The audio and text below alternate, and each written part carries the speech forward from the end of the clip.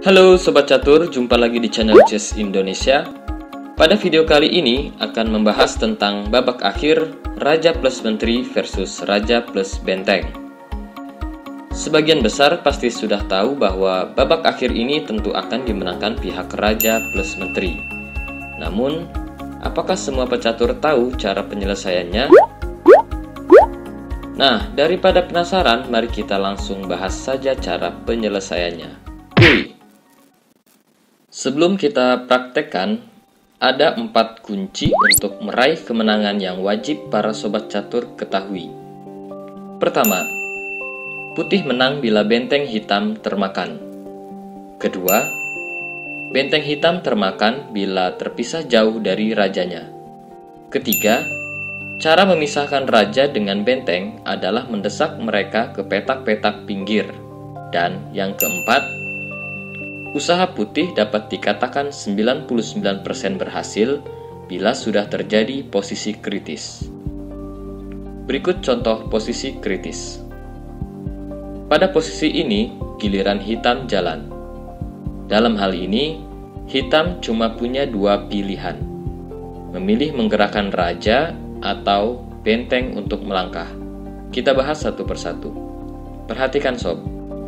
Opsi pertama, jika hitam menggerakkan raja, di mana raja cuma punya pilihan langkah ke A6, maka Menteri C8. Benteng hitam tertangkap. Opsi kedua, apabila hitam menggerakkan bentengnya. Dan ini yang menarik. Jika benteng melangkah ke petak yang warna petaknya sama dengan posisi rajanya, maka hanya butuh 2 langkah saja benteng akan termakan. Jika benteng B4, maka Menteri A5 skak, Raja B8, dan Menteri makan benteng B4 skak.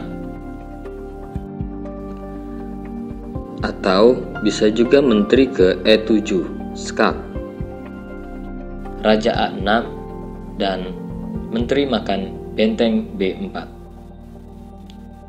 Raja A7 diselesaikan dengan Menteri B7 mat.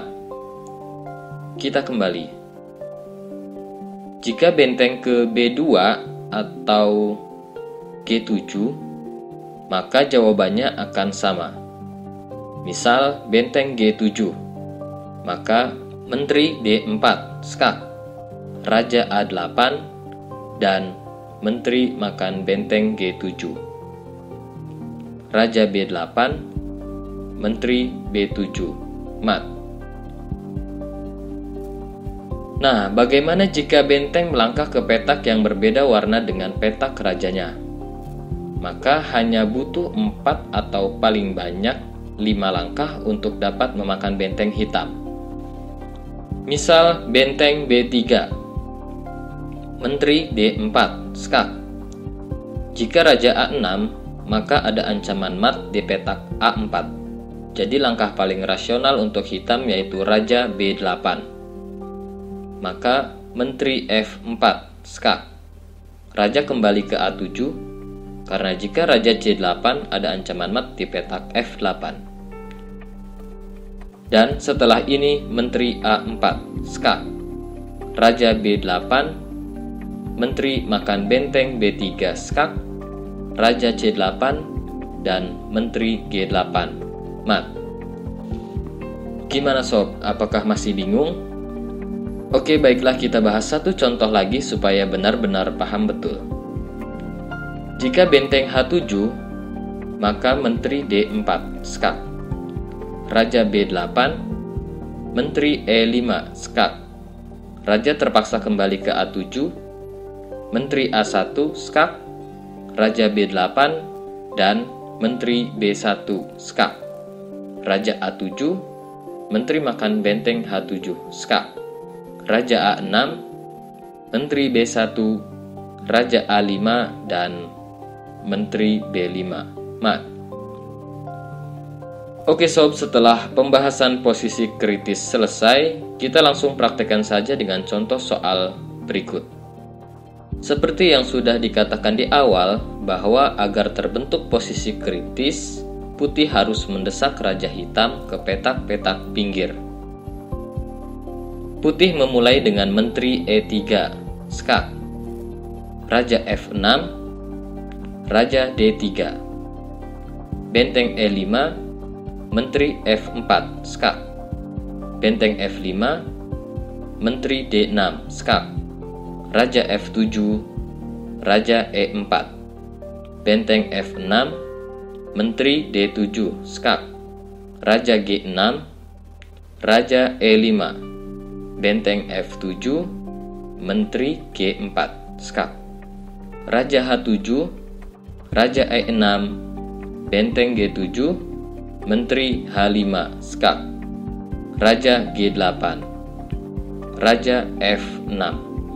Nah, setelah putih mendesak ke petak pinggir, maka terjadilah posisi kritis. Setelah ini, kurang lebih butuh 7 langkah lagi hitam pasti mat. Misal, benteng G1, maka menteri bisa ke D5 atau E8 juga boleh.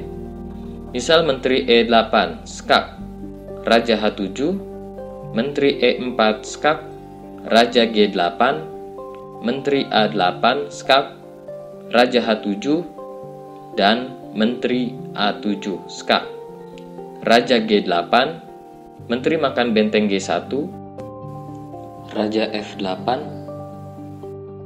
menteri G7, skak, raja E8, dan menteri E7, mat.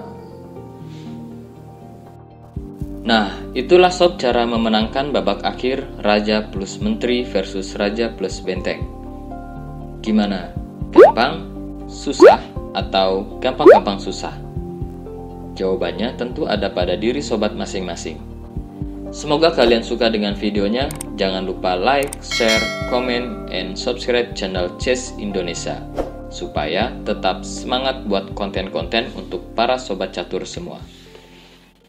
Ya, seperti biasa, kami tutup video ini dengan kuis catur sebagai berikut.